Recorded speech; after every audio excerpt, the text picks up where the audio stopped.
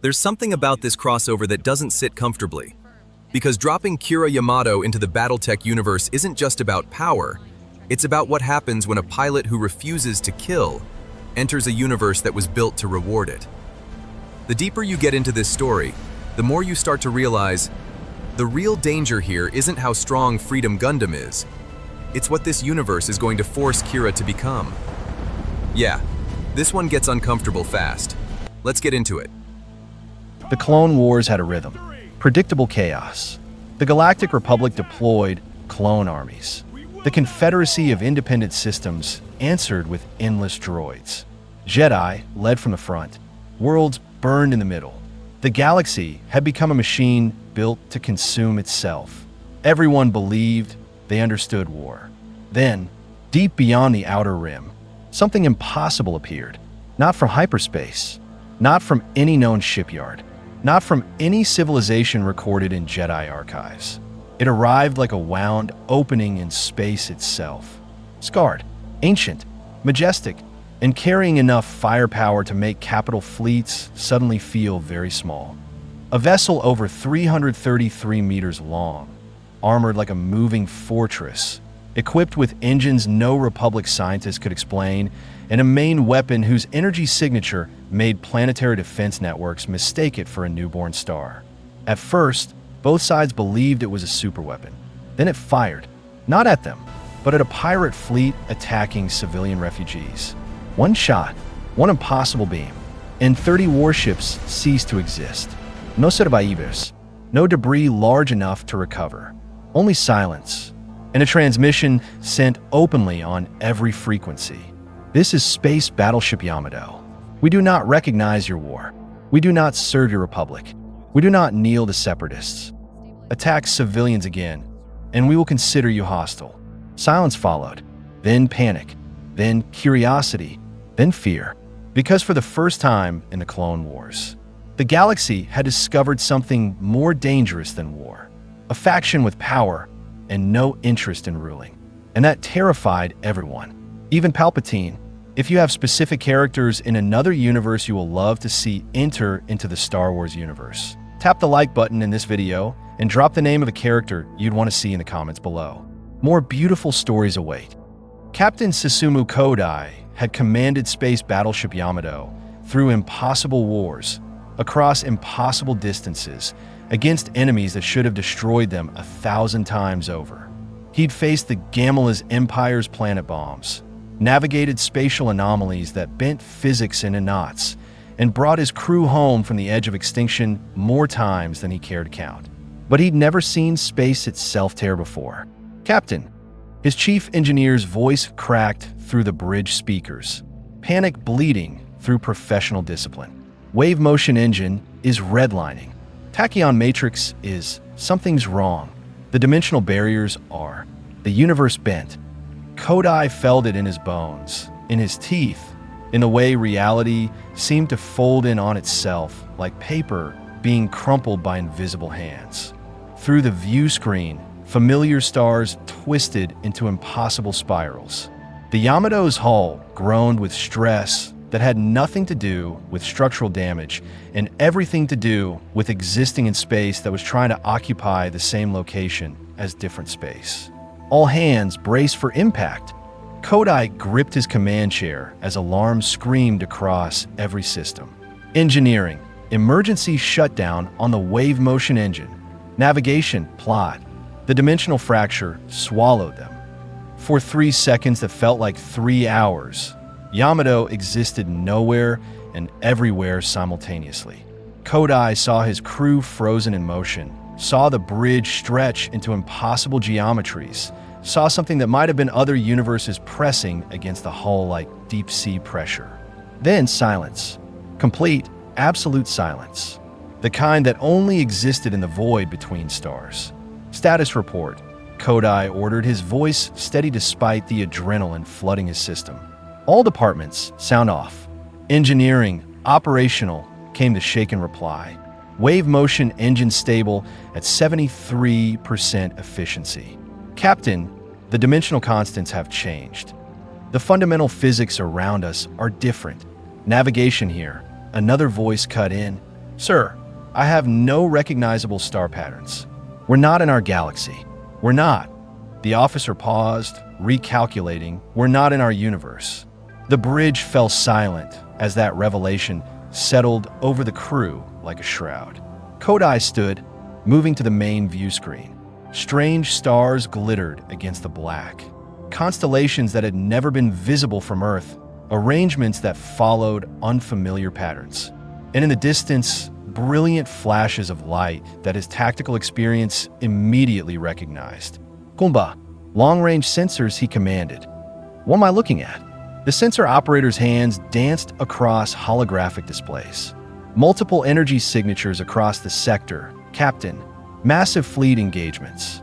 Weapons fire consistent with high-energy plasma and particle beams. I'm detecting thousands of individual vessels in combat. This isn't a skirmish, sir. This is a war. Communications. Kodai turned to his comms officer. Any transmissions? Picking up massive traffic, Captain. Multiple languages, but the universal translator is compensating. Sir, they're calling themselves the Galactic Republic and Confederacy of Independent Systems. Both claim legitimate authority. Both are broadcasting propaganda about the other's atrocities. Sounds familiar, Kodai's tactical officer muttered.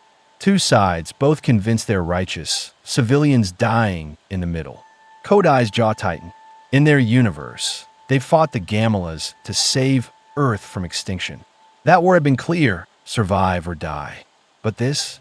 Two massive factions tearing a galaxy apart over political ideology? That was something else entirely. Captain, the sensor operator interrupted. Detecting distress signal. Multiple civilian vessels under attack. Distance 4 light minutes.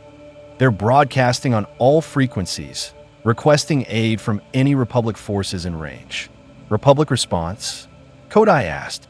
Nearest Republic fleet is 17 minutes away at maximum hyperspace speed. The civilian convoy won't last 5. Kodai closed his eyes briefly. They were lost, stranded in an unknown universe, with no way home and no understanding of local politics. The intelligent move was to observe, gather intelligence, avoid drawing attention until they understood the situation. But intelligence had never stopped him from doing what was right. Battle stations, Kodai ordered, and his crew moved with the practiced efficiency of people who'd followed that command into hell and back. Helm, plot intercept course. Maximum speed. Sir, his executive officer approached quietly. We don't know which side is right in this war. We could be interfering in legitimate military. I know exactly which side is right, Kodai interrupted, pointing at the sensor display, showing civilian ships dying while warships fought each other too far away to help. The side that protects civilians instead of using them as collateral damage. Helm, execute. The wave motion engine hummed to life with power that made space ripple around Yamato's hull. They crossed 4 light minutes in 90 seconds, a feat of propulsion that would have been impossible by this galaxy's understanding of physics. The scene they emerged into was chaos. 32 vessels, a mix of corvettes, frigates, and one modified bulk freighter serving as flagship, had cornered a convoy of 23 civilian transports.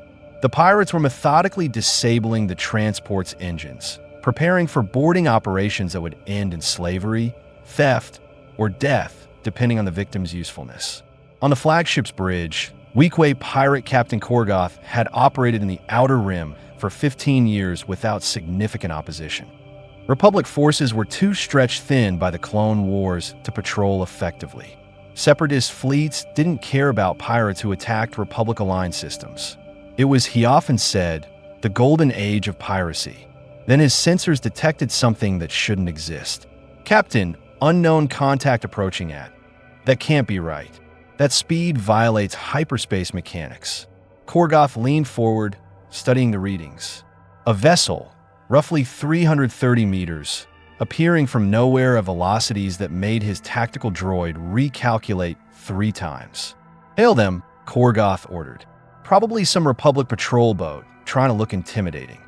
When they realize they're outnumbered 32-1, they'll... His communications console lit up with an incoming transmission on all frequencies. This is Space Battleship Yamato. All hostile vessels will cease fire immediately or face destruction. You have 30 seconds to comply." Korgoth laughed, a harsh, barking sound. Reply: "Unknown vessel, you're interfering in legitimate salvage operations. Stand down or be destroyed." Aboard Yamato, Kodai listened to the pirate captain's response with the cold calm of someone who'd heard such threats before. "Confirm hostile," he said quietly. "Wave motion gun. 40% charge." The engineering officer's hands trembled slightly as he initiated the sequence. "Captain, 40% will still be—" "I know," Kodai replied. "Minimal necessary force." Fire. The Yamato's bow section irised open, revealing the wave motion gun's targeting array. Energy gathered in ways that violated known physics.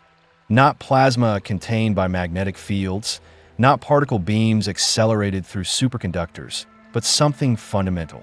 Tachyon particles accelerated beyond light speed, channeled through dimensional compression, released as a coherent beam of pure annihilation. The pirates had 15 seconds to realize their mistake. 5 seconds to attempt evasive maneuvers. 0 seconds to survive. The wave motion gun fired at 40% power, a controlled burst targeted precisely at the pirate flagship's center mass. The beam crossed the distance at relativistic speeds, creating a visible distortion in space itself. It struck the modified bulk freighter dead center. For a microsecond, the ship's shields flared brilliant white as they absorbed energy equivalent to a small star's output. Then the shields failed catastrophically, overloaded beyond any possible rating. The armor followed.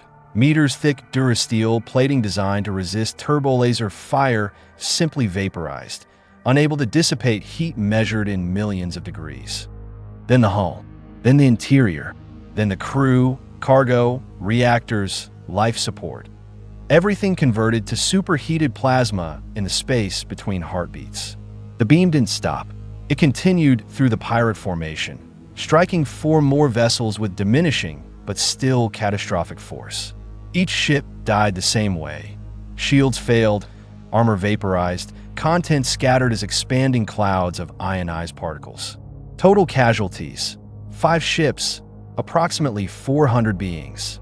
Total time elapsed: 2.3 seconds.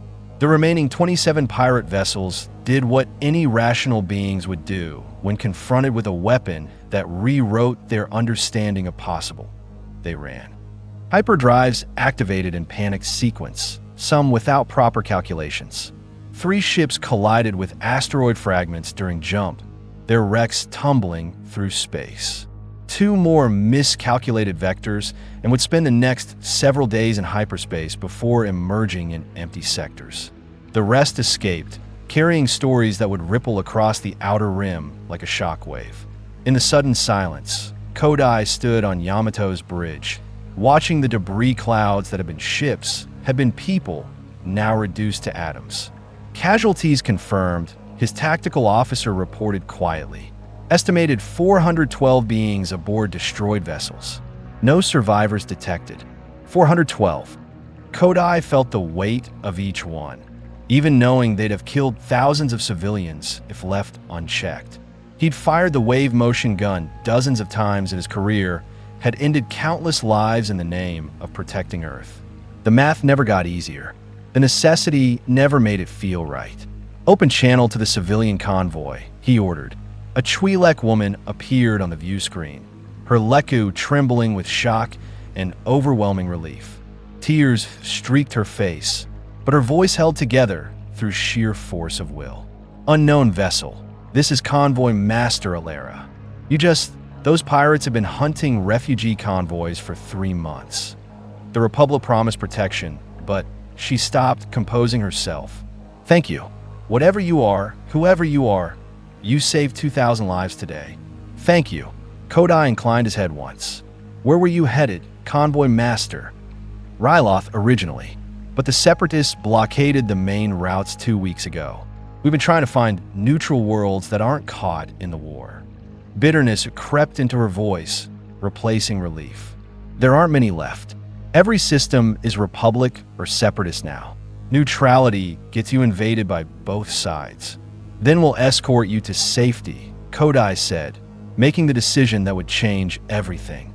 And if anyone, Republic or Separatist, tries to stop us, they'll face the same fate as the pirates. After the transmission ended, his executive officer approached. Captain, we just announced our presence to this entire galaxy. Both sides of this war saw what the wave motion gun can do. They're going to come looking for us, wanting to recruit us, study us, or eliminate us. Good, Kodai replied, still watching the convoy begin forming up behind Yamato's protective presence. Let them come. Let them see there's a third option beyond their binary war. Protecting people instead of killing them. And if they reject that option, Kodai's expression hardened with the weight of command that had kept his crew alive through impossible battles. Then we teach them the lesson we taught the pirates. Power exists to protect, not conquer. And anyone who forgets that, Republic, Separatist, or otherwise, will learn it the hard way. 15,000 light years away, in the Jedi Temple on Coruscant, Grandmaster Yoda sat in meditation when the disturbance rippled through the Force like a stone dropped in still water. Not darkness, not light, absence. Something had entered the galaxy that the Force couldn't touch, couldn't predict, couldn't comprehend. An event outside the pattern, beyond the web of destiny that even Yoda's 900 years of wisdom could navigate. His ancient eyes opened slowly. Troubling, this is, he murmured to the empty chamber. A new piece the board has found. Know their role, they do not yet. But change the game entirely, they might. On Sereno, Count Dooku reviewed holographic footage of Yamato's weapon discharge with aristocratic detachment that masked profound interest. Fascinating, he said, rewinding the footage to watch the Pyra flagship's destruction frame by frame. A weapon that doesn't rely on Tabana gas, Kyber crystals, or any known energy source. Power output equivalent to a planetary defense battery, mounted on a vessel barely larger than a frigate. And they used it to save refugees. He leaned back, fingers steepled, considering possibilities. Either idealists who won't survive a month in this galaxy's realities, or something far more dangerous than they appear. Warriors with power and the discipline not to abuse it. His expression shifted to calculation. I must know which, and if they can be turned to our cause. And in the Supreme Chancellor's office, overlooking Coruscant's endless cityscape, Palpatine stood alone before floor-to-ceiling windows, hands clasped behind his back. The holographic report from Republic Naval Intelligence floated beside him. Energy signatures that defied physics, propulsion that ignored hyperspace mechanics, and a weapon discharge that registered on sensors across 3 sectors. But what truly concerned him was the transmission. We do not recognize your war. For 2 years, the Clone Wars had been precision instruments. Every battle calculated, every outcome controlled. Republic and Separatist both dancing to his orchestration, neither realizing they served the same master's design. Variables were manageable. Unpredictability could be channeled. But this was something outside the design, outside the pattern. A piece on the board that followed rules he hadn't written. Find them, Palpatine said quietly to the shadows where his agents waited. Learn everything. Their weapons, their origins, their limits, their weaknesses. His voice dropped to something cold and ancient. And if they cannot be controlled or turned, eliminate them before they disrupt the grand plan. Across the galaxy, Space Battleship Yamato maintained escort formation with a refugee convoy, their crew unaware they'd just become the most sought-after vessel in known space. The Clone Wars have been a binary equation, Republic or Separatist, light or dark, victory or defeat. Yamato had just introduced a variable that made the entire equation unsolvable. And in a war orchestrated by a Sith Lord who'd planned every move for decades, unsolvable variables were more dangerous than any weapon. The Republic Strategic Command's emergency session convened 22 hours after Yamato's first appearance. And the atmosphere in the war room carried the electric tension of people realizing their understanding of warfare had just become obsolete. Admiral Wolf Yularen stood at the central holographic display, pointing at Yamato's recorded energy signature with the careful precision of someone presenting evidence that shouldn't exist. Unknown vessel, 333 meters in length. Crew complement estimated at 100 to 150 based on life sign readings. He paused, choosing his next words with visible reluctance. Propulsion system that covers distances in seconds that should require minutes via hyperspace. And a primary weapon that our analysts, he gestured to the gathered scientists, cannot explain using known physics. Cannot explain, or will not explain? Senator Bail Organa asked from his position among the gallery of politicians who demanded inclusion in this briefing. His diplomat's instincts told him the military was more frightened than they were admitting. Cannot, Senator. One of the scientists replied, a Syrian whose elongated cranium housed one of the Republic's finest analytical minds. The energy discharge doesn't match any known weapon profile.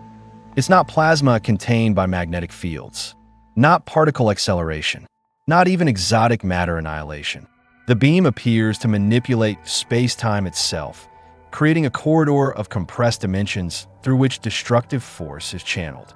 In basic, please, Admiral Tarkin interjected with his characteristic impatience. In basic, Admiral, we have no idea how it works, which means we have no idea how to counter it. The room erupted into overlapping arguments.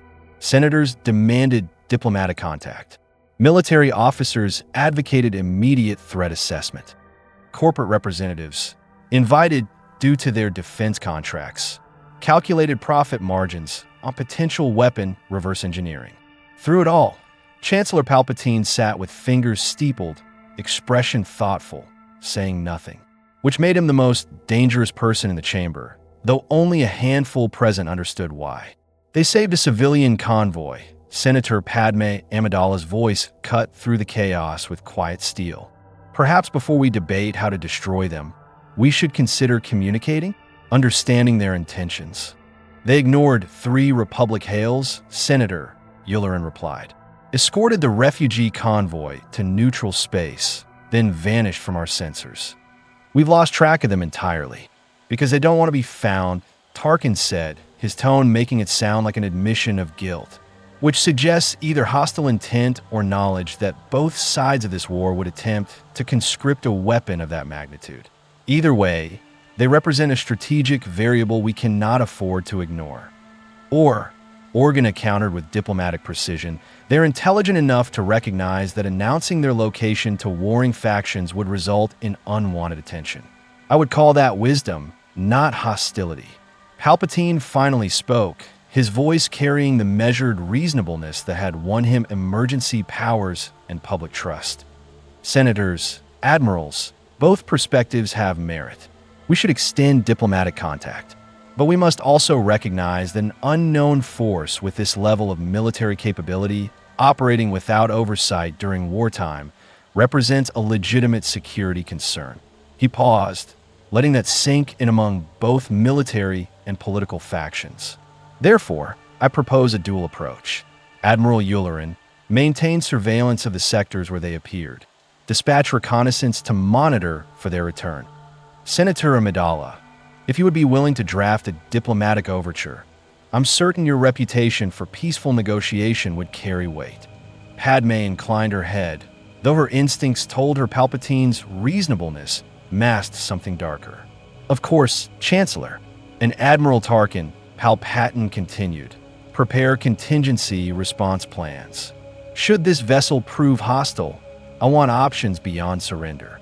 What Palpatine didn't say, what he would tell his agents later in the privacy of his office, was that Yamato represented something more dangerous than any superweapon, a symbol. Already, HoloNet channels across the Outer Rim were broadcasting footage of the unknown ship protecting civilians when the Republic couldn't spare resources. Hope was dangerous. Hope that alternatives existed, that the Republic's military might wasn't absolute, that ordinary people could be protected by something other than clone armies. That kind of hope could destabilize everything he'd built. The Separatist Council's response was characteristically more direct and considerably less diplomatic. We need that technology, what Tambor declared, his vocabulary crackling with barely contained greed. A weapon of that magnitude, mounted on Providence-class dreadnoughts, would allow us to sweep Republic forces from contested sectors in weeks. The war would be over by year's end, assuming Panuto interjected with the careful pragmatism that had kept him alive through multiple separatist purges that we can acquire the technology. Reverse engineer systems we don't understand, and survive long enough in their presence to study them before they demonstrate that weapon on our research vessels. They saved civilians. Tix hissed, his Mon Calamari features twisting with something between confusion and calculation. Refugees, without demanding payment or allegiance. That suggests either profound stupidity or principles strong enough to resist corruption. The former is unlikely given their tactical efficiency. The latter is problematic for recruitment. Count Dooku observed the debate with aristocratic detachment, his force sensitivity reading the rune's power dynamics, even as his tactical mind calculated probabilities. Unlike his corporate allies who saw Yamato purely as a weapons platform to acquire, Dooku understood that technology mattered far less than ideology. A faction powerful enough to intervene in the Clone Wars, but choosing only to protect civilians? That suggested either naivety that would get them killed within weeks, or philosophical conviction strong enough to resist the kind of manipulation that had turned Jedi into generals and corporations into armies. The former was common and dismissible. The latter was rare and profoundly dangerous. Dispatch a diplomatic envoy, Dooku ordered, his voice cutting through the debate with the authority of someone who could destroy everyone present with minimal effort. Offer them resources, technology sharing, and, most critically, freedom from Republic oppression. Appeal to their obvious disdain for centralized authority. And if they refuse, Count Dooku, Poggle the Lesser chittered, his Geonosian physiology making the question sound like threat assessment rather than genuine inquiry. Dooku's smile carried the cold precision of a surgeon's scalpel. Then we learn whether their idealism survives sustained droid assault. Battle droids are replaceable. Idealists, properly pressured, tend to reveal whether their principles are worth dying for. Space Battleship Yamato had chosen the outer rim world of Karadef for reasons both strategic and philosophical. Located far from major hyperspace lanes, technically neutral in the Clone Wars, population of approximately 12 million, including refugees from both Republic and Separatist territories. They survived through agriculture, small-scale manufacturing, and the galaxy's general disinterest in worlds that offered neither strategic resources nor tactical advantage. In other words, forgotten, ignored, left alone by a war that consumed everything it touched. Perfect. Captain Kodai stood in Karadefa's planetary assembly hall, a modest structure that spoke to a government more concerned with function than grandeur, facing elected leaders whose expressions wavered between desperate hope and terrified pragmatism. You're asking us to declare independence from the galactic conflict, Chief Administrator Kess said, a human woman in her 50s whose stress lines spoke to years of impossible political navigation. The Republic will see it as betrayal. The Separatists will see it as opportunity. We'll have fleets at our doorstep within weeks, and you, she gestured toward the viewport showing Yamato in orbit, your one ship. One remarkable, incredibly powerful ship. Yes, but one ship against the entire Republic Navy if they decide we're rebels. Against unlimited droid armies if the Separatists want our agricultural output. Not one ship, Kodai replied, and touched a control on the datapad his communications officer had prepared. Holographic displays materialized above the assembly table, showing encrypted transmissions, convoy routes, and a growing network of connections that made several assembly members inhale sharply. 5 other worlds have contacted us in the past week, Kodai continued. Outer Rim colonies tired of being collateral damage in wars they didn't start. Former Separatist systems realizing the corporate alliance views them as profit margins rather than people. Even Republic worlds beginning to question why they're breeding slave soldiers with accelerated aging to fight corporate droid armies. He expanded the display, and the network became visible. Not an empire, Not a military alliance, but something that hadn't existed in the Clone Wars until 72 hours ago. A genuine alternative to the binary choice that had consumed the galaxy. "We're calling it the Independent Stellar Accord," Kodai said, meeting each assembly member's eyes in turn. "Worlds that choose peace over profit or propaganda. Demilitarization in exchange for collective defense. Humanitarian aid instead of military buildup. Protection for refugees regardless of which side they fled from." "And when the fleets come?" Kess asked, because she was too experienced to believe in easy solutions. "When the Republic decides we're traitors, or the Separatists decide our agricultural output is worth conquering. Then they'll learn what the pirates learned," Kodai replied with quiet certainty. "The wave motion gun exists to protect, not to conquer. But it will protect absolutely. Any force, Republic, Separatist, criminal, or otherwise, that brings war to Accord worlds will face annihilation. That's not a threat. It's a promise. The Republic will call us deserters," one assembly member said quietly. "The Separatists will call us Republic sympathizers," another added. "And we'll call ourselves free," Kodai said. "The question isn't what they'll call you. It's whether freedom is worth the risk of defending it." The debate that followed lasted 4 hours. Arguments ranged from passionate to pragmatic, from fearful to hopeful. Constitutional scholars debated whether planetary governments had the right to withdraw from the Republic during wartime. Military advisors calculated whether Yamato's protection was worth the inevitable retaliation. Economists projected resource sustainability without Republic trade networks or Separatist corporate partnerships. In the end, Karadef became the first official world of the Independent Stellar Accord by a vote of 23 to 17. Within 36 hours, 4 more worlds voted to join. Within 1 week, the number grew to 8. And with each new member, the Clone Wars' carefully constructed binary equation, Republic versus Separatist, freedom versus tyranny, order versus chaos, became exponentially more complicated. The defections started small, but their implications were catastrophic. CT 4477, designation tracker to his squad, had fought for the Republic for 2 standard years. He'd watched brothers die by the hundreds on Geonosis, Christophsis, and a dozen worlds whose names he'd stopped bothering to remember. He'd followed orders with the perfect discipline his Kaminoan creators had engineered into his genetic structure. And somewhere during those 2 years, he'd begun asking questions that his programming suggested he shouldn't ask. What happened to clones too injured to fight? Where did aging soldiers go when their accelerated growth caught up with them? Did they retire? Receive medical care?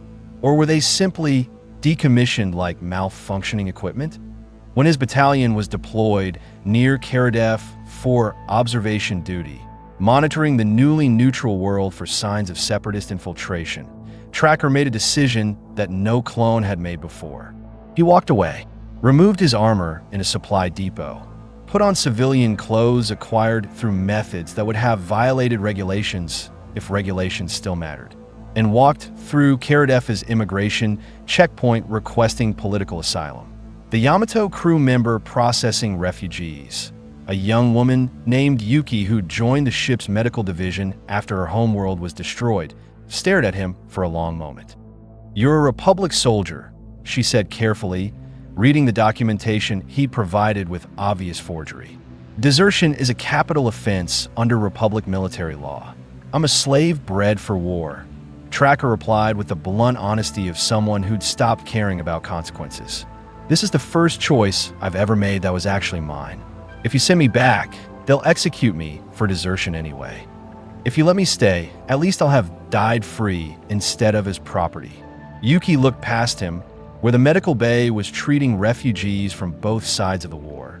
Civilians who'd lost everything to battles they never asked for, people who'd fled Republic oppression or Separatist exploitation or simple random violence. "You can stay," she said quietly, "but you'll need to work. The Accord doesn't support people who don't contribute." Tracker smiled, genuinely smiled, for the first time in his accelerated existence. "Ma'am, I've been working since I came out of the growth chamber on Komoa. Just tell me what needs doing." 3 days later, 7 more clones deserted to Karadef. Within 2 weeks, the number reached 43. Within a month, clone desertion to Accord worlds became common enough that the Republic's response evolved from confusion to fury to desperation. The Senate's emergency decree was brutal in its simplicity. Desertion was now punishable by execution of the deserter's entire squad. Your brothers die for your choices. Your family pays for your freedom. The message was clear: loyalty through collective punishment. But the desertions continued anyway, driven by something the Kaminoan psychologist who designed clone conditioning hadn't accounted for. Once you realized you were a person rather than property, being treated like property became intolerable. And the Accord welcomed them all. The Jedi Council's emergency session convened in the temple's highest chamber, and the Force itself seemed heavy with the weight of impossible decisions. 8 worlds have withdrawn from the Republic, Mace Windu stated, his voice carrying the controlled frustration of someone watching carefully laid plans unravel. 43 clone soldiers have deserted to what they're calling the Independent Stellar Accord, and this unknown vessel, this Yamato, sits at the center of it all like a gravitational singularity pulling everything into chaos. Chaos, you call it. Yoda's ancient voice carried gentle reproach. Or choice. Freedom these worlds seek. Question their right to choose, do we? We question, Obi-Wan Kenobi interjected diplomatically, whether this freedom is genuine or simply another form of manipulation. We know nothing about this vessel's origins, its crew's motivations, or its ultimate goals. For all we know, this could be a Separatist plot to fracture Republic unity. The Separatists are equally concerned, Coyote Mundi noted. Our intelligence indicates Count Dooku himself is attempting diplomatic contact. Whatever Yamato represents, it's disrupting both sides equally. Which suggests, Plo Koon said thoughtfully, his mass-filtered voice making the observation sound almost mechanical, that they're sincere about neutrality. A Separatist asset wouldn't offer asylum to their clone deserters. A Republic ally wouldn't protect Separatist refugees. Or, Mace countered, they're playing both sides to destabilize the entire conflict. We cannot afford to be naive about this, Masters. An armed faction with weapons technology we don't understand, operating outside Republic authority during wartime, offering sanctuary to deserters. This is a threat regardless of their stated intentions. The debate continued for another hour, philosophical positions hardening around practicality versus principle, security versus freedom, order versus autonomy. Finally, Yoda spoke with the authority of 900 years watching civilizations rise and fall. Send emissaries, we will. Understanding, we seek. Obi-Wan, Anakin, approach this Yamato you will. Learn their truth. Report what the Force reveals. His ancient eyes narrowed. But remember, fear of the unknown, path to the dark side it is. Judge them by their actions, not our assumptions. Yes, Master, Obi-Wan replied. But Anakin Skywalker, who'd grown up as a slave on Tatooine and understood exactly what the clones were experiencing, said nothing at all. Because deep in his heart, where the Jedi Code couldn't quite reach, he was already wondering. If the Accord offered freedom to slaves bred for war, what would they offer to a Jedi, chafing under restrictions he'd never chosen? Aboard Yamato, Captain Kodai received the transmission from Jedi Diplomatic Corps with mixed emotions. 2 Jedi requesting permission to dock, his communications officer reported. General Obi-Wan Kenobi and General Anakin Skywalker. They're requesting, and I quote, peaceful dialogue to establish mutual understanding between our peoples. Kodai studied the incoming starfighters on sensors. Small, fast, heavily armed, piloted with skill that suggested either extensive training or something beyond normal human capability. His tactical officer approached quietly. Could be a reconnaissance mission. Could be the opening move of a larger strategy. Could be genuine diplomacy. We won't know until they're aboard. And if it's a trap? Someone asked. Kodai's expression hardened with the tactical certainty that had kept his crew alive through impossible odds. Then we'll teach the Republic the same lesson we taught the pirates. But, he softened slightly, we give him the chance first. grant docking permission, prepare diplomatic reception, and keep point defense systems active but not obviously targeting. We're cautious, not paranoid. As the Jedi starfighters approached Yamato's hangar bay, crossing the distance between two philosophies that would either find common ground or ignite a conflict that would reshape the Clone Wars entirely, one thing was certain. The galaxy's binary equation, Republic versus Separatist, light versus dark, order versus chaos, had just added a variable that made every previous calculation obsolete. And mathematics, as any strategist knew, became infinitely more dangerous once you introduced elements that refused to follow established rules. The hangar bay's atmosphere was electric with tension as the two Jedi starfighters powered down their engines.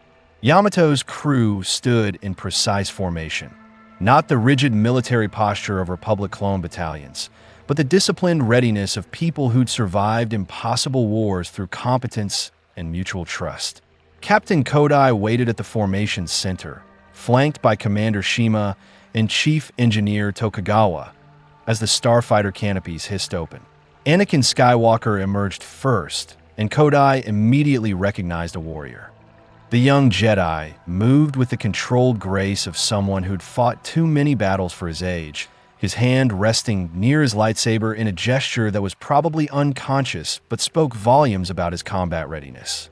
His eyes scanned the hangar with tactical efficiency. Exits, weapons, personnel, threat assessment completed in seconds. Obi-Wan Kenobi descended from his fighter with different energy entirely. Where Anakin projected readiness for violence, Obi-Wan radiated diplomatic caution. Measured, calculating. This one, Kodai thought, was perhaps more dangerous precisely because he didn't look it.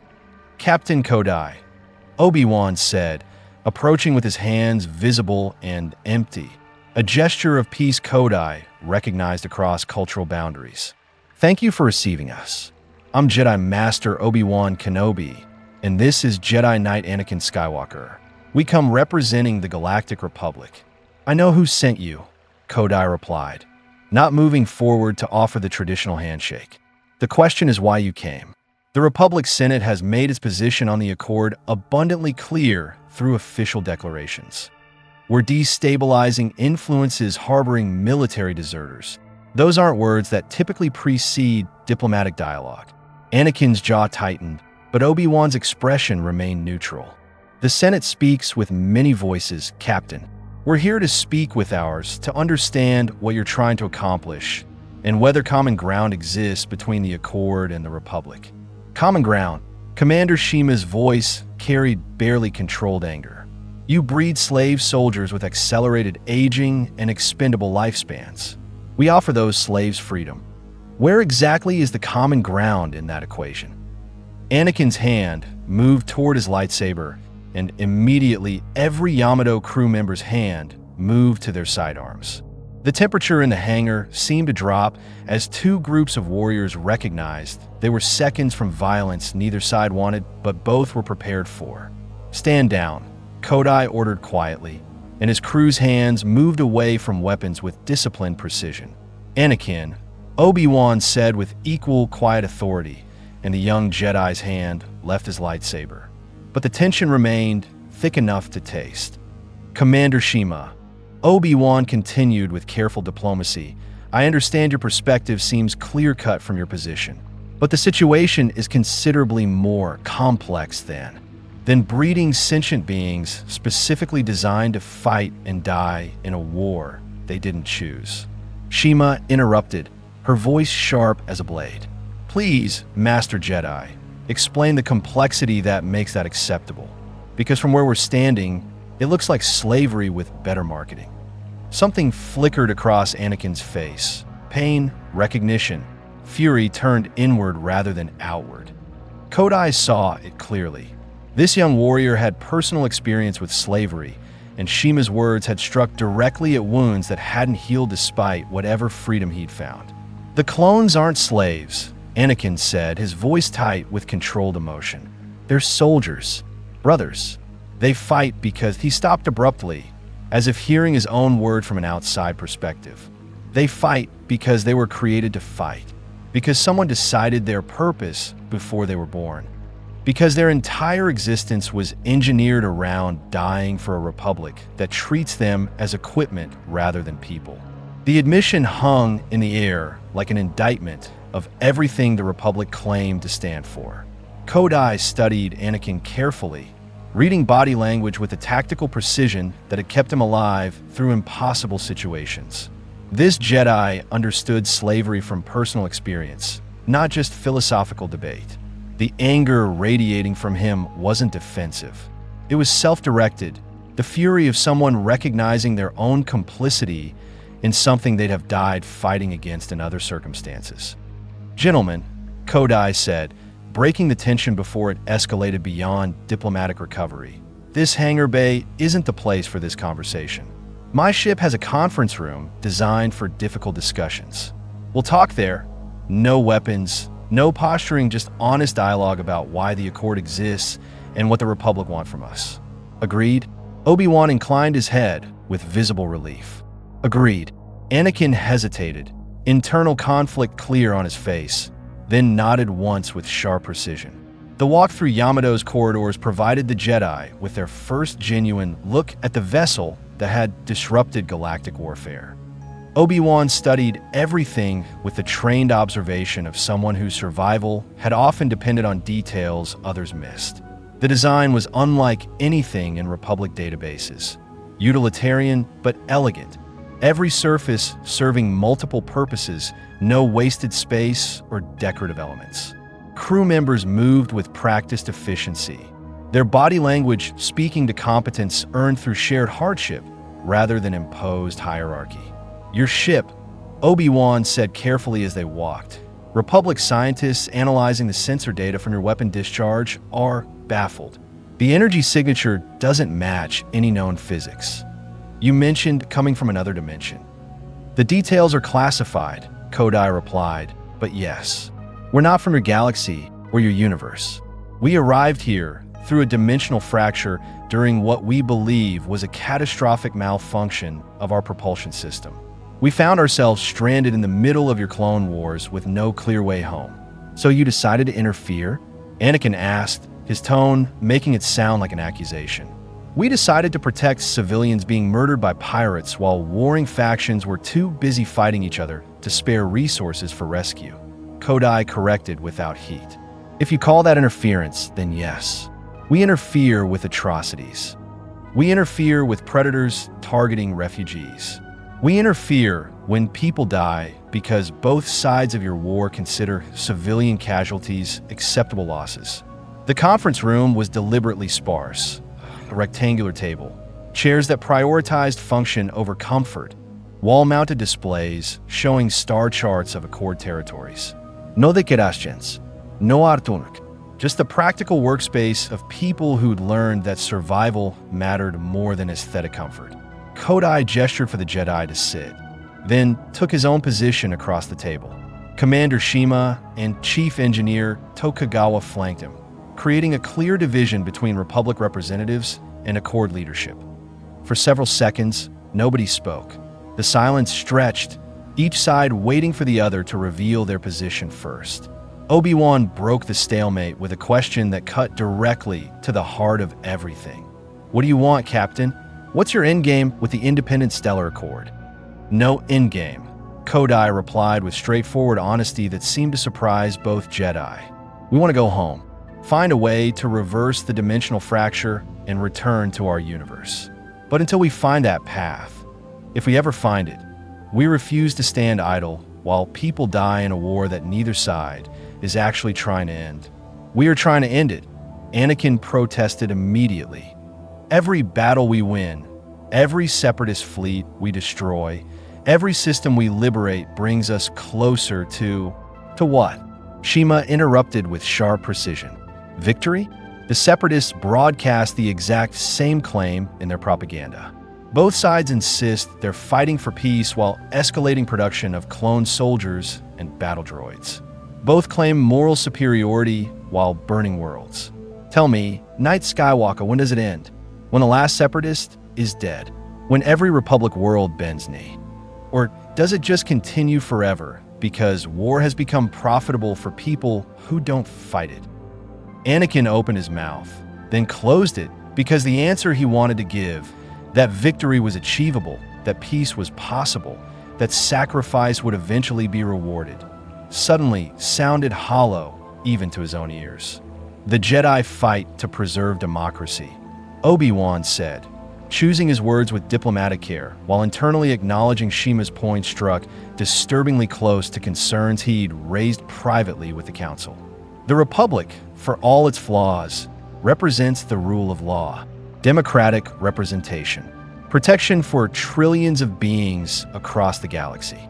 The Separatists, by contrast, are funded by corporate interests that view entire populations as resources to exploit.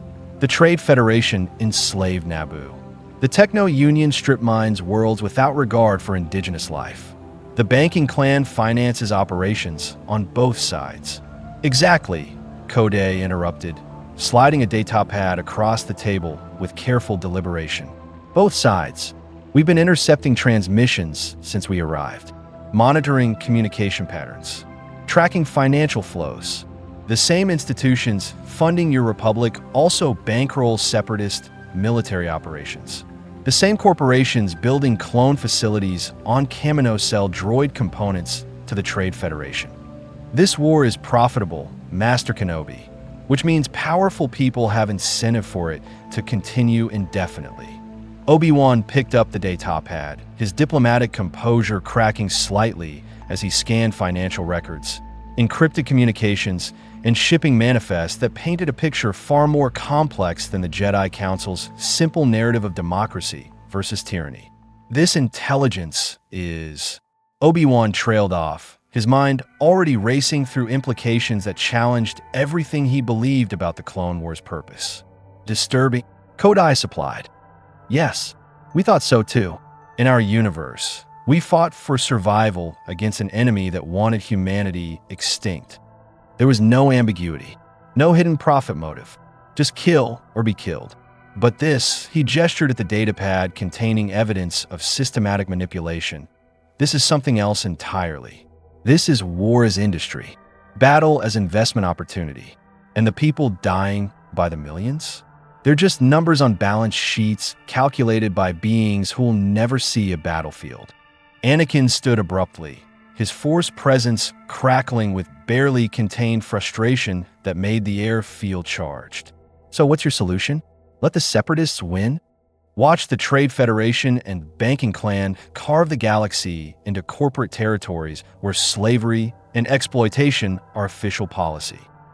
Our solution, Kodai replied with the calm that only came from having made impossible decisions under fire, is to offer people a third choice. Fight for the Republic, fight for the Separatists, or walk away from both and choose peace. That's not how war works, Anakin shot back. It's how war should work, Kodai countered. Soldiers should fight for causes worth dying for, not because they were genetically programmed to obey, not because corporations told them freedom meant buying droid armies. Real freedom is having the option to say no when powerful people demand you die for their ambitions. You think it's that simple? Anakin's voice rose, years of battlefield trauma and moral compromise bleeding through his Jedi discipline. You think people can just opt out of galactic conflict? Ignore the reality that doing nothing means letting evil win. I think 8 worlds have proven it's possible, Kodai said quietly. 8 worlds full of refugees, Republic citizens fleeing clone conscription, separatist populations escaping corporate exploitation, neutral systems realizing neutrality meant waiting to be invaded. They came together on Accord Worlds and discovered something remarkable. When you stop killing each other over ideological abstractions, you can actually build functional societies. Until someone with a bigger fleet decides to take what you've built, Obi-Wan said, his tone carrying genuine respect despite the challenge. Captain, I respect your idealism tremendously, but the galaxy operates on power dynamics, not hope. Right now, you have one ship, one extraordinary, incredibly powerful ship. Yes, but but one ship against two galactic factions with unlimited production capacity and military resources spanning thousands of worlds. How long do you realistically expect the Accord to survive when either the Republic or Separatists decide you've become enough of a threat to eliminate? Kodai met his eyes with steady certainty. How long did the pirate fleet survive? The implication hung between them. Not quite a threat, but definitely a promise. Obi-Wan studied Kodai for a long moment, and Anakin watched his former master's expression shift through several calculations. Finally, Obi-Wan spoke with the careful tone of someone approaching dangerous truth. You're not bluffing. You would actually fire that weapon, the wave motion gun, at Republic or Separatist capital ships if they attacked Accord territories. Without hesitation, Kodai confirmed. We didn't build the wave motion gun to conquer. We built it to ensure humanity's survival against extinction-level threats. And we'll use it to protect people who choose peace over war. That's not a threat, Master Kenobi. It's a statement of principle, even if it means killing Republic soldiers. Anakin demanded. Clones who are just following orders? Men who've been bred and conditioned to serve. Especially then, Kodai replied, and genuine pain entered his voice. Because nobody should die following orders they never agreed to. They should die, if they must die at all, making their own choices.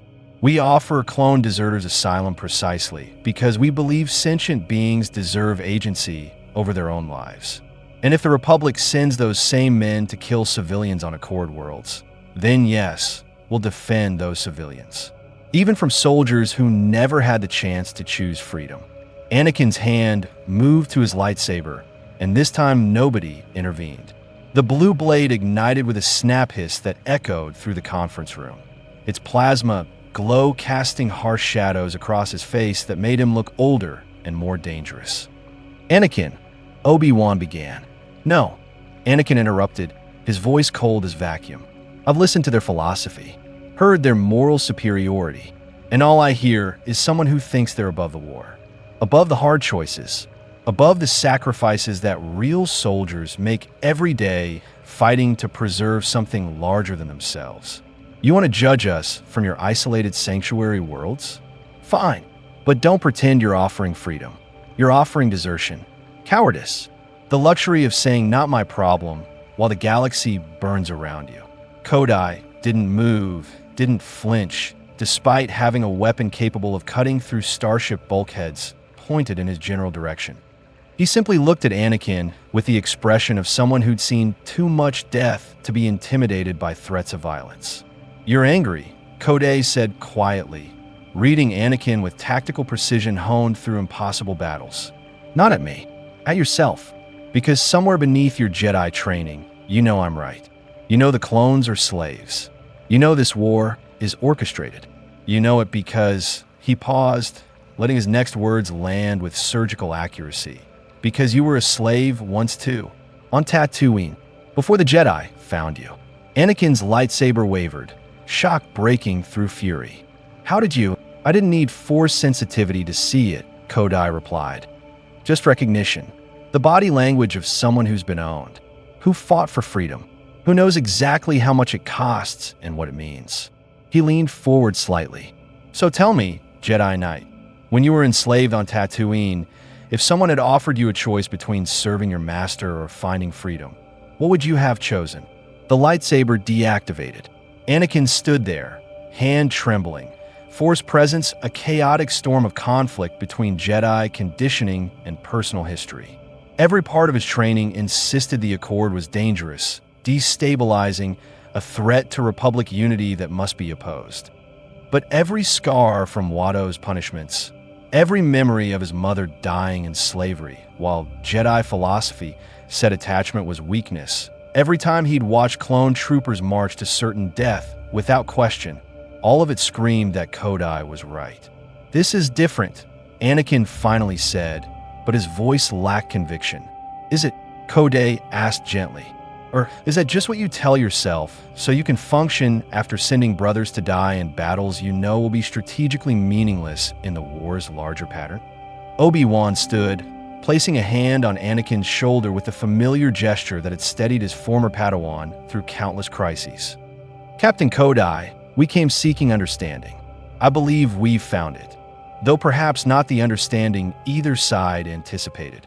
He took a measured breath, his diplomatic mind already calculating how to report this conversation to the Jedi Council. The Council will want a complete report. I cannot guarantee they'll accept the Accord's claimed neutrality. The Senate will push for intervention.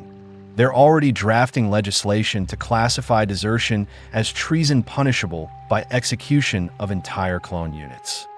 And Chancellor Palpatine. Something flickered across Obi-Wan's face, suspicion he couldn't quite articulate. The Chancellor has ways of achieving his objectives regardless of opposition. "Then deliver this message to your council and your Chancellor," Kodai said, standing as well. "The Accord will defend itself, absolutely. We won't initiate hostilities against Republic or Separatist forces. But the moment you bring war to our sanctuary worlds, the moment you attempt to reclaim refugees who've chosen freedom, the moment you decide that peace must die so your profitable war can continue," his voice hardened to diamond, "will demonstrate what happens when idealism has the firepower to enforce itself." "Is that a threat?" Anakin asked, lightsaber still in hand though unignited. "It's a line drawn in vacuum," Kodai replied. "Cross it at your own risk." The Jedi departed 20 minutes later, their starfighters launching from Yamato's hangar bay with precision that suggested both pilots were eager to escape a conversation that had challenged too many comfortable assumptions. As they entered hyperspace toward Coruscant, Anakin's voice crackled over the comm channel. "Master, do we just meet the most dangerous faction in the galaxy? Or the only sane one?" Obi-Wan was silent for a long moment, his mind replaying Kodai's words, analyzing the datapad's financial evidence, questioning things he'd accepted as truth for years. "I honestly don't know, Anakin," he finally replied, "but I suspect we're about to find out. And I'm not certain the Republic will survive the answer." Aboard Yamato, Commander Shima approached Kodai as he stood watching the stars through the conference room's viewport. "Think they'll leave us alone?" "No," Kodai replied with absolute certainty. "They'll report back. The Council will debate. The Senate will pass legislation. And somewhere in the shadows, whoever's actually orchestrating this war will decide whether we're useful or dangerous. My money's on dangerous. And when they come for us..." Kodai's expression hardened into the face of someone who'd made impossible choices and lived with the consequences. "Then we teach them why." But what none of them knew, not the Jedi, not Yamato's crew, not the Republic or Separatist leadership monitoring this entire encounter through hidden surveillance, was that Count Dooku had already made his decision. And in a secure chamber on Sereno, he was composing a message to be delivered to the independent Stellar Accord. A message offering everything idealists claim to want: resources, technology, freedom from Republic oppression. A message that came with strings invisible until pulled tight. A message that would force Yamato to choose between their principles and their survival. And in his office on Coruscant, Chancellor Palpatine reviewed transcripts of the Jedi meeting with cold calculation. Yamato had revealed something critical. They operated outside his carefully constructed web of manipulation. They couldn't be controlled through Senate legislation, couldn't be corrupted through promises of power, couldn't be eliminated through conventional military force, which meant they required a different approach entirely. Something more subtle, more insidious, more completely Sith. The Clone Wars had been simple. Two sides fighting a war both were designed to lose, orchestrated by a puppet master controlling both armies. The Accord had introduced genuine chaos into perfect order. And Palpatine, who'd orchestrated galactic politics for decades, was about to demonstrate why Sith Lords were more dangerous than any superweapon. Pause for a second, because this is where everything changes. Kira thought he just stepped into a fight, but what he actually did was introduce a completely new variable into a universe that survives by adapting. And the scary part? They're not reacting emotionally. They're studying him, breaking him down, learning him. Which means from this point forward, every move Kira makes is no longer just a choice, it's data. And that's where this starts getting dangerous. The false flag attack came exactly 17 days after the Jedi delegation returned to Coruscant, and it was executed with the kind of precision that only Sith orchestration could achieve. The Republic colony world of Essos, population 24 billion, strategically insignificant but symbolically important as one of the core world's primary agricultural suppliers, was destroyed at 0300 local time by what every sensor, every recording, every witness account confirmed was an energy signature identical to Yamato's wave motion gun. The beam tore through Essos' planetary shields like they were tissue paper, struck the capital city of Kalamar with enough force to vaporize everything within a 100-kilometer radius, and triggered seismic events that would render the planet uninhabitable for generations. Casualty estimates: 2.3 million dead instantly. Another 8 million would die from secondary effects within weeks. By 0400, footage was broadcasting across every HoloNet channel in Republic space. By 0600, emergency Senate sessions were convening with senators demanding immediate military response. By 0800, Captain Kodai was watching the same footage aboard Yamato with the sick certainty of someone recognizing a trap springing shut around them. "That's not us," Commander Shima said unnecessarily, studying the sensor logs that proved Yamato had been 3 sectors away conducting refugee transport operations during the attack. The energy signature is similar, but the discharge pattern is wrong. The beam duration was too short. The power curve doesn't match our wave motion engine's output characteristics. "Doesn't matter," Chief Engineer Tokugawa replied grimly, running the calculations that confirmed Shima's analysis. To anyone without detailed technical specifications, which means everyone except us, it looks identical. And right now, the entire Republic believes we just murdered 2.3 million civilians. Kodai stood silently before the tactical display, watching as Republic naval deployments shifted in real time. Fleets that had been engaged with Separatist forces were suddenly redeploying toward Accord territories. Not just military vessels, the entire Republic war machine pivoting to a new target. His communications officer approached with visible trepidation. "Captain, we're receiving transmissions. Thousands of them. Former allies declaring we've violated Accord principles. Sanctuary worlds voting to expel us. Clone deserters requesting immediate evacuation before Republic forces arrive." And, she paused, Admiral Yularen is transmitting surrender demands on all frequencies. Yamato is to power down weapons, submit to Republic boarding, and face war crimes tribunals. Response: Kodai asked, though he already knew what he'd say. "None yet, sir. Wanted your guidance first." Kodai turned to face his senior officers, the people who'd followed him across dimensions, through impossible battles, to this moment where every decision had been stripped down to survival versus principles. "We didn't fire that weapon," he said quietly. "But someone with access to advanced technology and detailed intelligence on our capabilities created a weapon signature close enough to frame us. Someone who wanted the Republic to turn against the Accord with enough fury that diplomatic solutions would be impossible. Separatists," Shima suggested. "They have the technical capacity, the motivation to destabilize Republic unity. And Count Dooku has been attempting to recruit us since we arrived." "Or the Republic itself," Tokugawa countered. "We've been intercepting their communications for weeks. There are factions in the Senate who view us as existential threats to their authority. Destroying one of their own worlds and blaming us eliminates the Accord while rallying public support for authoritarian measures. Or a third party," Kodai said, voicing the suspicion that had been growing since they'd first analyzed the Clone Wars financial patterns. "Someone who benefits from chaos on both sides. Someone who wants the Accord destroyed because we're the variable they can't control in a war they've orchestrated." Before anyone could respond, the tactical display lit up with new contacts. 43 Republic capital ships dropping out of hyperspace at the edge of the system. Venator-class Star Destroyers, Acclamator-class assault ships, Arquitens-class light cruisers. Enough firepower to reduce Accord worlds to radioactive debris. And they were advancing in attack formation. "Incoming transmission," communications reported. "Admiral Yularen, Audio only. Put it through.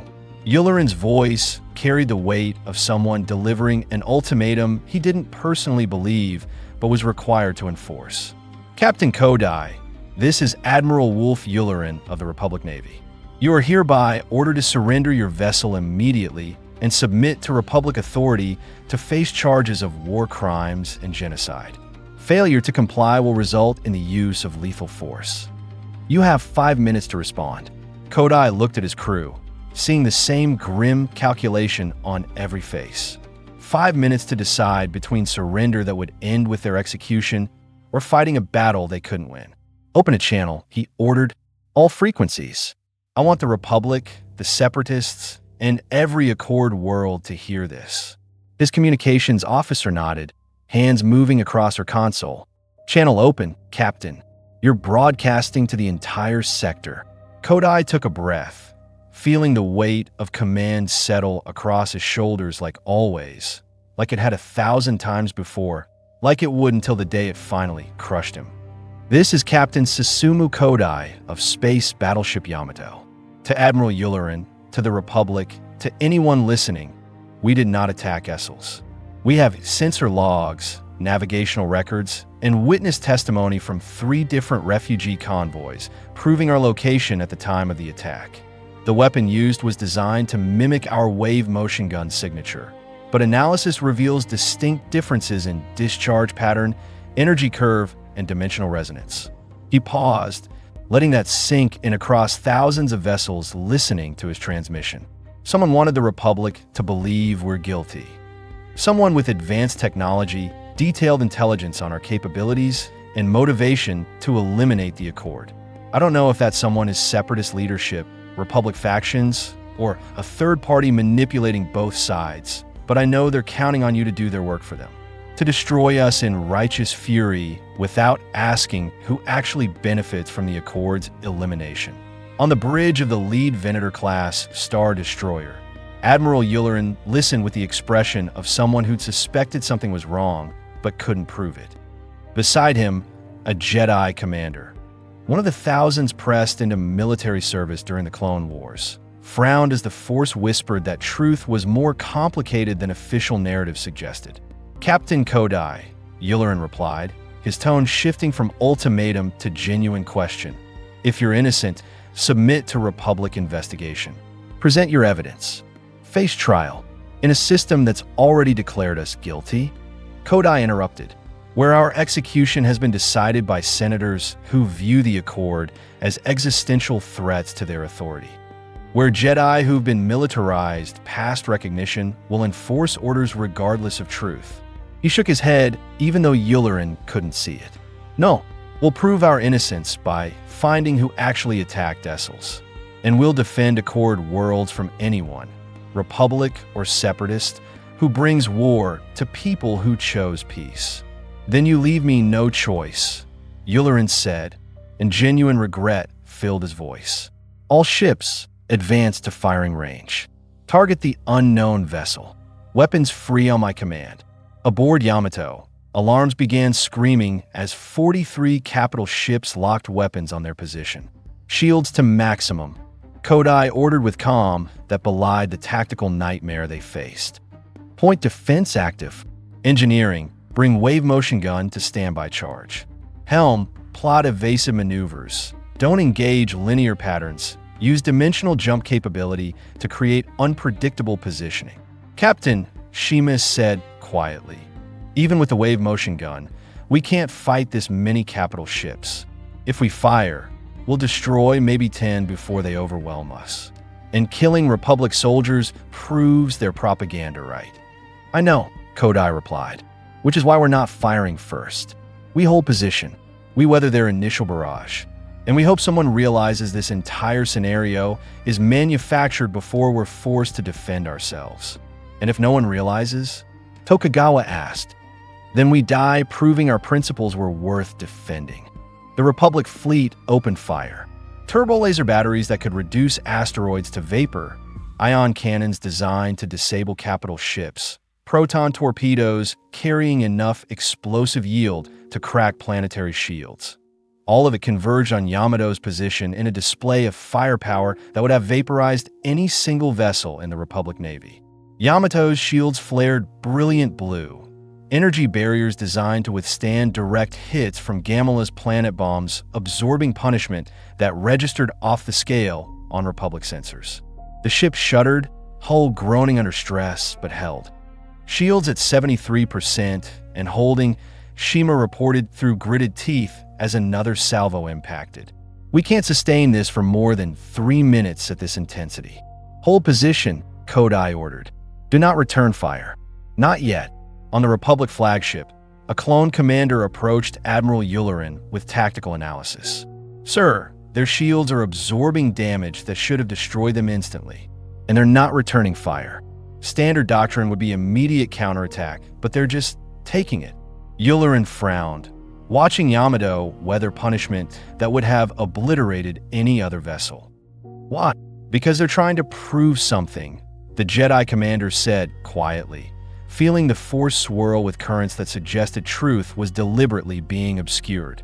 "They could fire their primary weapon, could destroy half our fleet before we close to optimal range. But they're not. They're demonstrating restraint even while under lethal assault. Or they're waiting for optimal firing solution," another officer countered. "Could be tactical patience, not restraint." But Yularen, who'd commanded fleets for 2 years and learned to read battlefield behavior, was beginning to suspect the truth was exactly what Kodai had claimed. Someone had set this entire scenario in motion, and both sides were dancing to a hidden orchestrator's design. "Cease fire," he ordered suddenly. "Sir," multiple officers turned to him with confusion. "I said ceasefire." Yularen's voice carried absolute authority. "Something about this is wrong. Their behavior doesn't match hostile intent. And I want answers before we destroy potential allies based on evidence we haven't independently verified." The Republic fleet's weapons fell silent. Aboard Yamato, relief flooded through the bridge as shield stress dropped to sustainable levels. They stopped, Shima reported with barely controlled emotion. Shields at 51% and regenerating. Hull integrity maintained. No critical damage. Kodai allowed himself one breath of relief before the next crisis emerged. "Captain," communications officer's voice carried urgent warning. "Separatist fleet dropping out of hyperspace. 37 vessels. Providence-class dreadnoughts, Recusant-class destroyers, Munificent-class frigates. They're taking offensive positions against both us and the Republic fleet." The tactical display erupted with new contacts, Separatist vessels forming attack formations that threatened both Yamato and the Republic forces that had just ceased fire. Count Dooku's voice transmitted across all frequencies, carrying aristocratic contempt wrapped in diplomatic language. "Admiral Yularen, Captain Kodai. How predictable. The Republic attacks Yamato based on manufactured evidence. And now you're both vulnerable to forces that actually understand strategic opportunity. Yamato, I offer one final chance. Join the Separatist Alliance. We'll provide resources, protection, and freedom from Republic persecution. Or die defending principles the galaxy doesn't share." "Yamato will never ally with corporate slavers," Kodai replied flatly. "Then you'll die nobly," Dooku said. "All Separatist vessels. Engage both Republic and Accord targets. Show them what happens when idealism faces pragmatic power." For 3 seconds, the three-way standoff hung in perfect tension. Then everything exploded into chaos. Separatist droid fighters swarmed toward both fleets. Capital ships opened fire with coordinated precision that suggested this entire attack had been planned well in advance. And in that moment, Admiral Yularen made a decision that would define his career. All Republic vessels, defensive formation around Yamato. Target Separatist capital ships. Command authorization. We're allied with the Accord against Separatist aggression. "Sir, that contradicts," an officer began. "I don't care what it contradicts." Yularen snapped. "Someone set this entire scenario in motion to eliminate both Yamato and weaken Republic forces. I'm not letting Dooku benefit from manufactured conflict. Execute orders." The Republic fleet shifted from attack to defensive positions, creating a protective barrier around Yamato while engaging Separatist vessels with concentrated fire. Kodai watched the tactical display with grim appreciation for Yulleran's strategic insight. Helm, bring us alongside the lead Venator. Combine fire on the Providence-class flagship. Engineering, wave motion gun to 60% charge. Target, Dooku's dreadnought. Make it count. 60% charging, Tokugawa confirmed. Estimated time, for minutes. Captain, this will completely drain our reserves. If there's a second wave, then we improvise, Kodai replied. Fire when ready. The battle that followed would be studied in military academies for generations. Not for its scale, but for its implications. Republic and Accord vessels fighting side by side against Separatist forces. Clone troopers and Yamato crew coordinating point defense against droid fighters. Jedi starfighters providing tactical support for a ship their Senate had declared hostile. And at the center of it all, Yamato's wave motion gun charging with power that made space itself ripple with dimensional distortion. Count Dooku, watching from his dreadnought's bridge as the tactical situation evolved differently than planned, made his own calculation. He'd orchestrated this scenario to eliminate Yamato and weaken Republic forces simultaneously. But if Yulleran had independently verified evidence suggesting the Essel's attack was a false flag, if the Republic and Accord were now allied against Separatist forces, all ships, tactical withdrawal, Dooku ordered. We've accomplished the primary objective. Sir, we have numerical superiority, his tactical droid objected. Probability of victory, 73.4%. Victory isn't the objective, Dooku replied coldly. Chaos is, and we've created enough chaos to serve the grand plan. Retreat to hyperspace coordinates Omega-7.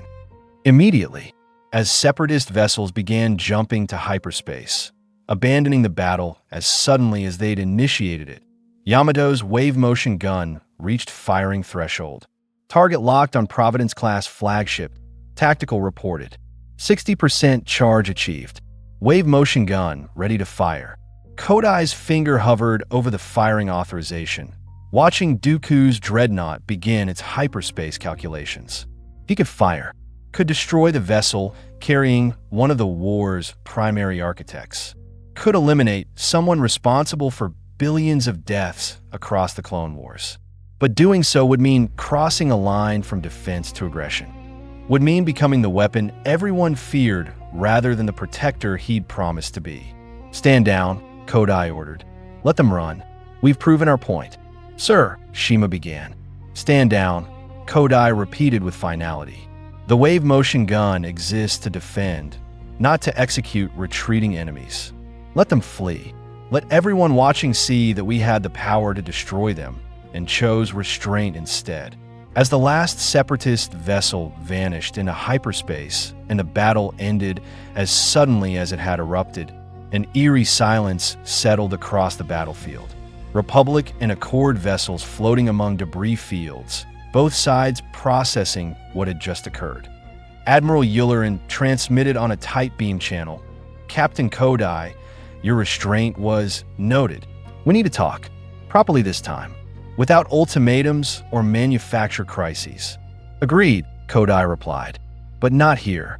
Too exposed. There's a neutral system 18 light years from here. Coordinates transmitted. Bring whoever you need to convince. We'll bring our evidence. And maybe, just maybe, we can figure out who's actually orchestrating this war before they eliminate everyone who threatens their design. The meeting occurred 72 hours later on a barren moon orbiting a gas giant in an uninhabited system. Present, Admiral Yulleran representing Republic military interests. Obi-Wan Kenobi representing the Jedi Council. Senator Bail Organa representing the Senate's reformist faction. Captain Kodai, Commander Shima, and Chief Engineer Tokugawa representing the Accord. For 6 hours, they analyzed evidence, compared sensor logs, and traced the false flag attack's origins through forensic analysis that revealed something terrifying. The weapon that had destroyed Essel's was based on incomplete Republic intelligence about Yamato's wave motion gun, suggesting the attack originated from within Republic military research projects. projects authorized by Chancellor Palpatine's office. This doesn't make sense, organist said, reviewing the documentation with growing horror. Why would the Chancellor authorize an attack on a Republic world just to frame the Accord? Because the Accord represents something he can't control, Obi-Wan said quietly, pieces falling into place with sickening clarity. We've been investigating financial irregularities for months. The same institutions funding the Republic also bankroll separatist operations. The same corporations profit from both sides.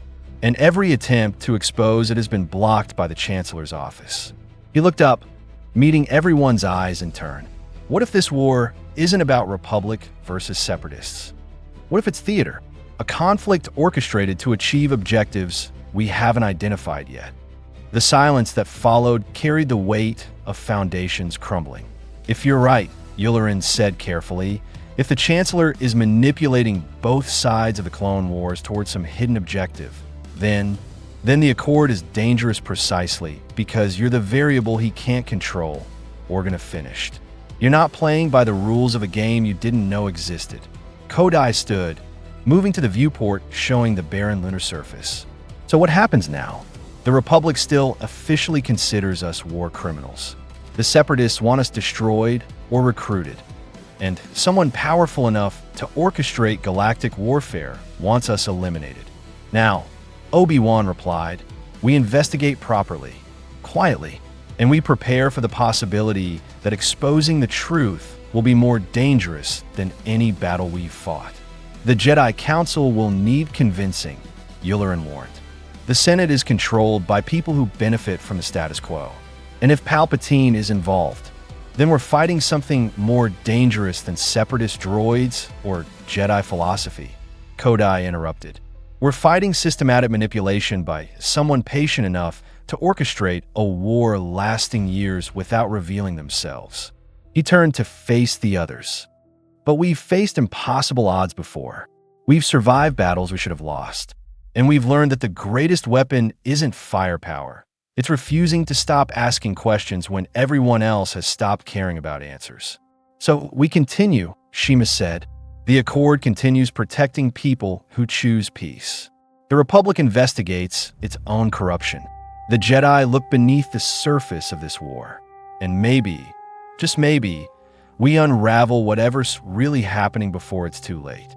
And if it's already too late, Organa asked. Then we make sure whoever's behind this understands that some people won't surrender, Kodai replied. Won't stop fighting. Won't accept that war is inevitable or that evil wins because good people did nothing. The meeting concluded with fragile alliance forming, not based on trust, but on mutual recognition that the Clone Wars were far more complex and deadly than anyone had realized. As Yamato prepared to depart, Obi-Wan transmitted one final message. Captain Kodai, the Force suggests your arrival in this galaxy was an accident, that you were meant to be here, to disrupt patterns that had become too entrenched, to ask questions we'd stopped asking. We don't believe in destiny, Kodai replied, just choices.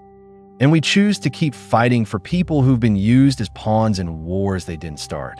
Then perhaps, Obi-Wan said, that choice is exactly what destiny looks like.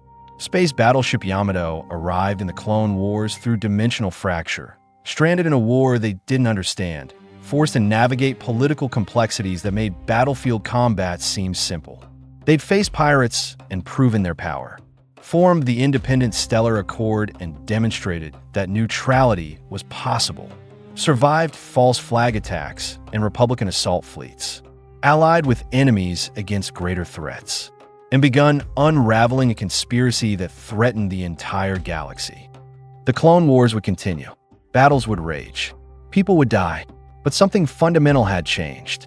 The Accord proved that choice existed beyond Republic or Separatist, beyond light or dark, beyond predetermined roles in manufactured conflicts. Yamato showed that power could choose restraint, that strength could serve protection rather than conquest, that questions mattered more than comfortable answers.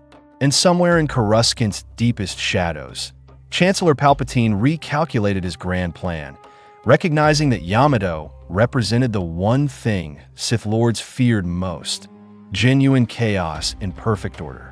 The variable that refused to be controlled. The equation that couldn't be solved.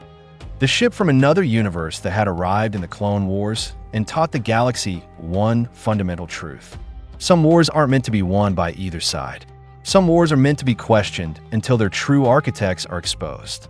And some vessels, some crews, some captains refuse to accept that evil wins simply because it plans better. The Clone Wars had been a machine built to consume the galaxy. Yamato had introduced chaos into the machine. And chaos, unlike order, could not be controlled, only survived or embraced. And the choice between survival and embracing chaos? That was where legends were born. The legend is complete. The chaos has been introduced. The Clone Wars will never be the same. This is Star Wars Creeds. Feel free to suggest crossover titles in the comments below. Nah, this is way bigger than it looked at the start. At first, it felt like a power gap story, but now, it's turning into something else entirely.